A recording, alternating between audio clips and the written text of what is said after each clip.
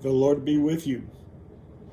I want to tell you today about a lady named Sally who was in seminary. And she truly enjoyed the classes led in particular by Dr. Smith. She knew that Dr. Smith was well known for his very elaborate object lessons, and that he did not just follow the ordinary path.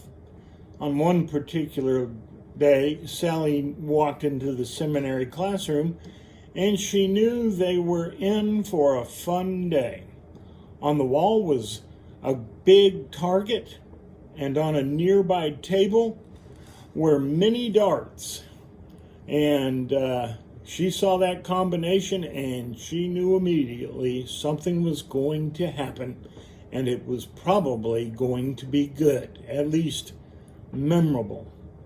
Well, Dr. Smith walked in, and he asked his students to draw a picture of someone that they disliked, or someone who had made them very angry. He then told his students that he would allow them to throw darts at the person's picture. Sally's girlfriend drew a picture of a young lady who had stolen her boyfriend. Another friend drew a picture of his older brother. Sally drew a picture of a former friend, putting a great deal of detail into her drawing. She was pleased with the overall effect she had achieved. The class lined up and they began throwing darts. Some of the students threw their darts with such force that their targets were ripping apart. Sally looked forward to her turn and was filled with disappointment when Dr. Smith called off the exercise because of time limits and told his students to take their seats. As Sally sat thinking about how angry she was because she didn't have a chance to throw any darts at her target, Dr. Smith began removing the target from the wall. Underneath the target was a picture of Jesus. A hush fell over the room as each student viewed the mangled picture of Jesus, holes and jagged marks covering his face, and his eyes were pierced. There is an important verse in Scripture. Inasmuch as you have done it unto the least of these my brethren, you have done it unto me. I like the way it is said. Jesus uses the positive form. Jesus did not say, what you don't do to others, you don't do to me.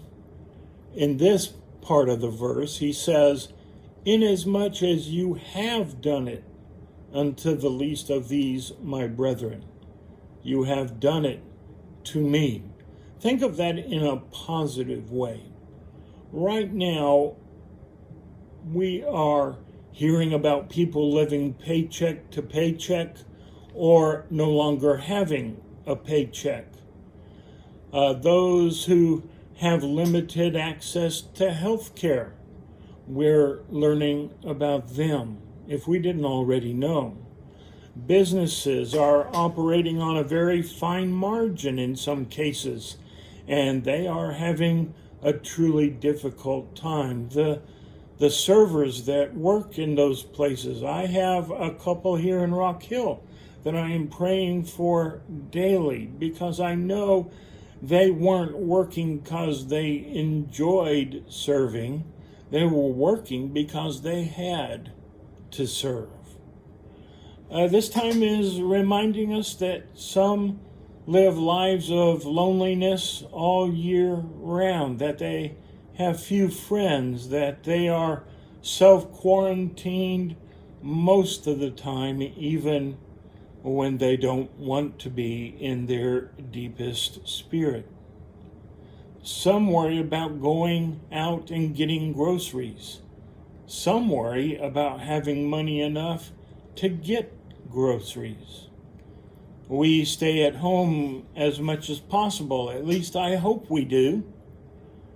Some have no home. They're living on the streets. we could go on, but one thing that is crystal clear, there are people who are marginalized in our society that are easy to overlook, but we can't overlook them now. They are so much easier to see and in so much greater need than the rest of us. So I will conclude only by repeating the words with which Dr. Smith concluded his class. Inasmuch as you have done it unto the least of these my brethren, you have done it unto me. God bless you.